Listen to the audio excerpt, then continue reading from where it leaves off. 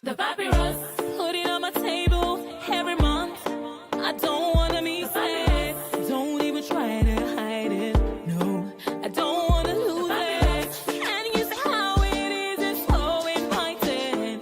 The Papyrus, we're all so online. The Papyrus. When the fleet hit home, the human cost of Dangote trucks on Nigerian road.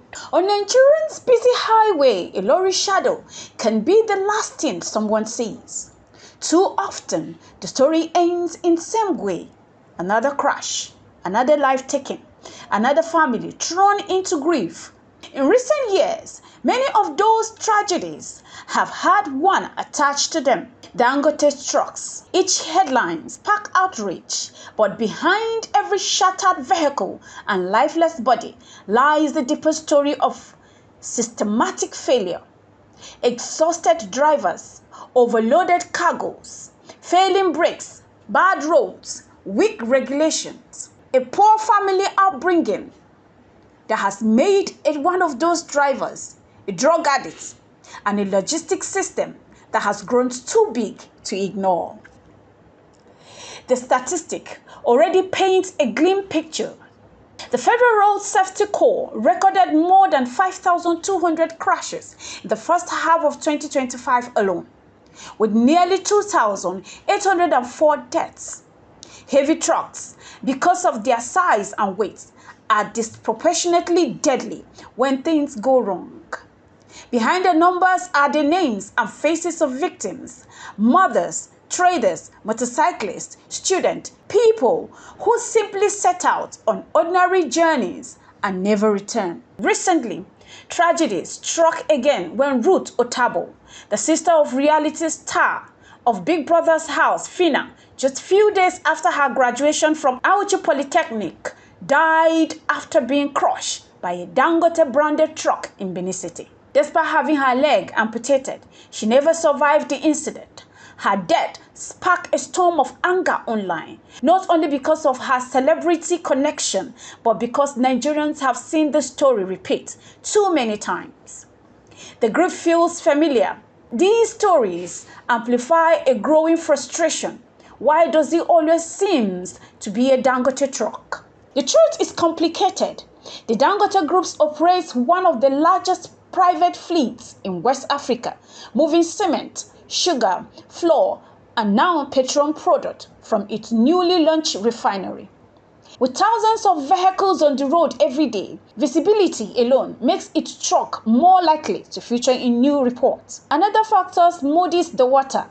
Many trucks that crash while bearing the Dangote logo are not actually owned by the company. The company says they are operated by contractors or outright imposters who slap the name on their vehicles for credibility. Dangote itself has issued multiple warnings against this, insisting that a number of trucks blamed in fatal accident did not belong to its official fleet. Still, to grieving family, that details is cold comfort. Beyond the branding issue, the causes of these crashes remain painfully familiar. Drivers often work marathon shifts with little rest, their judgment dulled by fatigue and pressures to meet delivery targets. Trucks, poorly maintained by the cost-cutting contractors, become moving hazard with weak brakes and worn-out tires. Overloading is rampant, further straining already fragile machines. Nigeria's narrow, pitted highway make the risk even worse, turning every corner into a potential disaster. The result is a crisis that no press release can soften. Families lose breadwinners, survivors lived with life-changing injuries, communities absorb the shock of seeing young life cut short.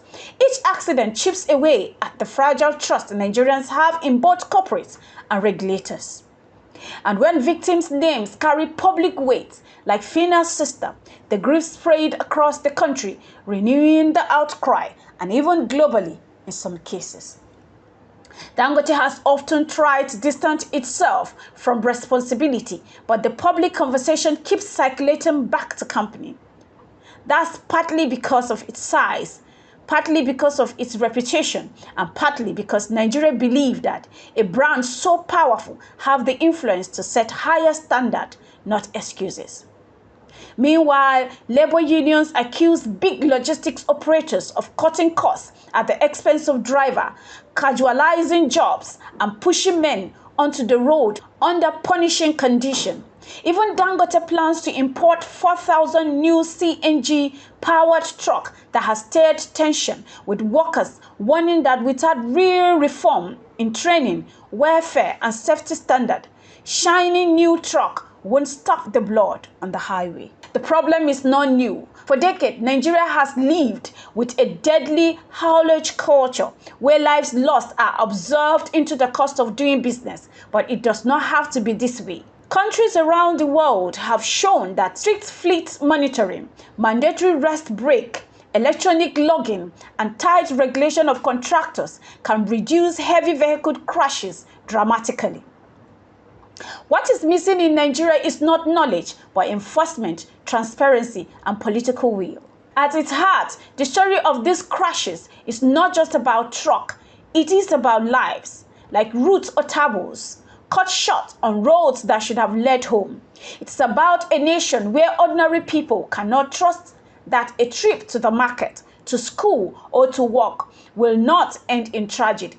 And it's about whether Nigeria will continue to live with the gamble or finally demand more from the corporations, regulators, and leaders who have the power to change it. For now, the highways rumbles on, and every horn blast carried a shadow of death. Until the system is fixed, each journey remains uncertain, a reminder that in Nigeria today, the fleet often hit home. This has been the Papyrus TV Africa. The Papyrus.